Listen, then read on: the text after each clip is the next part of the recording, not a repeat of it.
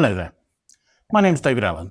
I'm a master of wine. I'm currently in Bordeaux looking at the 2025 vintage. So I'm making some of these tasting videos to tell you about the wines, and also I'll be publishing my notes on the winesearcher website so you can see those there. I thought it would be great to look at the wine from Chateau Bellevue, which is where I currently am. So the 2025 Chateau Bellevue is a Saint Emilion Cru Classe. And I thought this was an interesting wine because it tells us quite a lot about the vintage.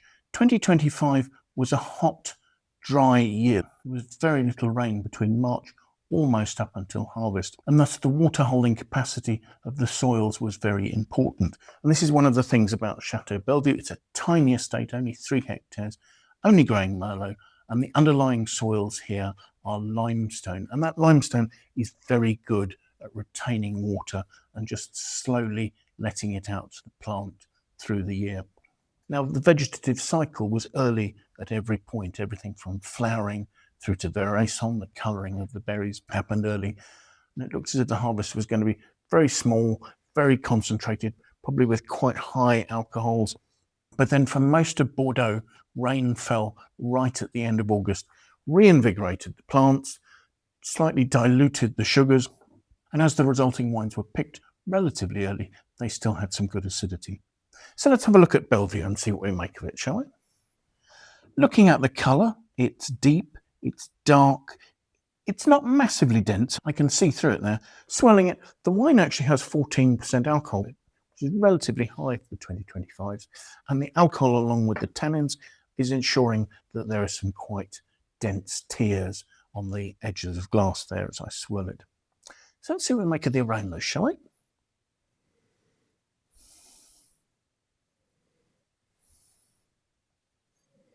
The aromas are vibrant, open, red and black fruits. The vitality that's there, I think, is a result of that acidity. And the freshness to red plum through to black plum.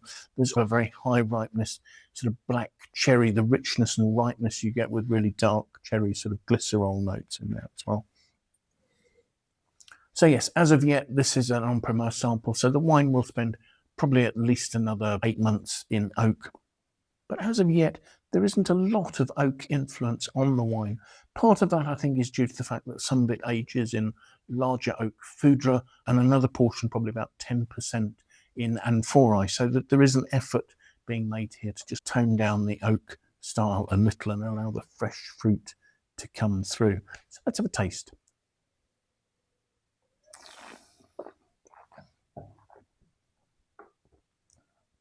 And the fruit is certainly fresh.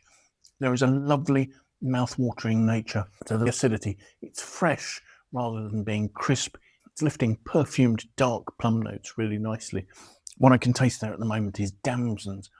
Now that fruit is being supported by a lovely fine structure. There's almost a chalky elegance to it.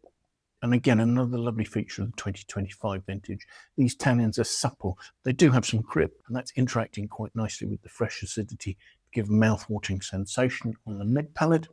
The tannins aren't particularly drying, bitter, or astringent.